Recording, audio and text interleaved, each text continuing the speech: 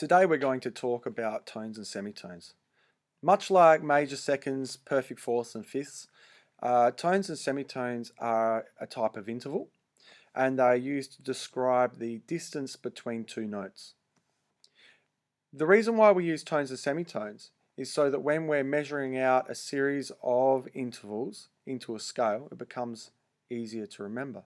And we'll look at this later when we're creating major scales. For now, we're just going to look at the two different intervals individually. A semitone is going to be the smallest interval that we can have in music. Over here,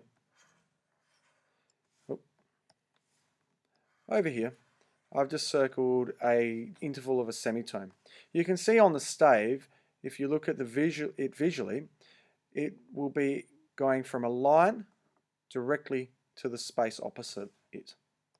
If I was to draw another tone and semitone a little bit higher on the stave, you'll see that maybe if I start in the space, then the semitone distance is going to be the next note up on the line. However, to make a true semitone, we also might need to use sharps and flats. And this is why we're going to look at the keyboard. So tones and semitones, when we look at the keyboard, semitones, when we look at the keyboard, are keys that are directly next to each other. If I was to be playing the D key here on the keyboard, a semitone will be up the key, going up or down the key, but it has to be directly next to that D. So I could have this key here, which is D sharp, or I could have the key here, which could be known as D flat. These two keys are a semitone distance from D natural. There are situations on the keyboard where we might be moving a semitone but remaining on the white keys.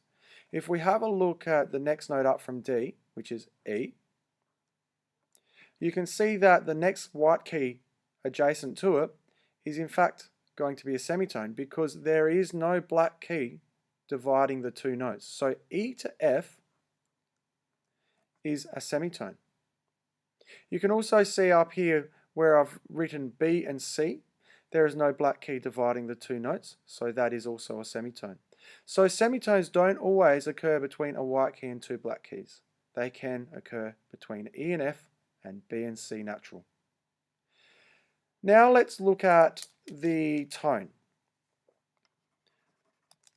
A tone is in fact two semitones added together.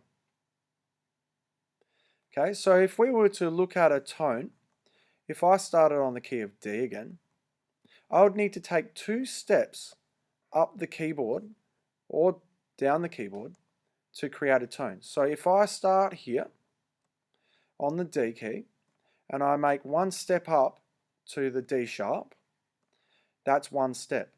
The next step is the key that I want to land on. So this key here, this white key here is in fact going to be a tone away. So that is the E key. You can see I've gone D to D sharp to E natural. So D and E natural are a tone away from each other.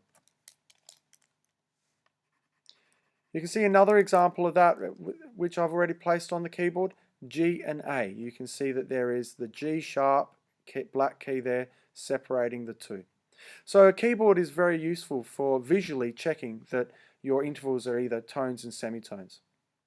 Now the reason why we use tones and semitones is so that we can build major scales. The next step is to watch the Building Major Scales tutorial.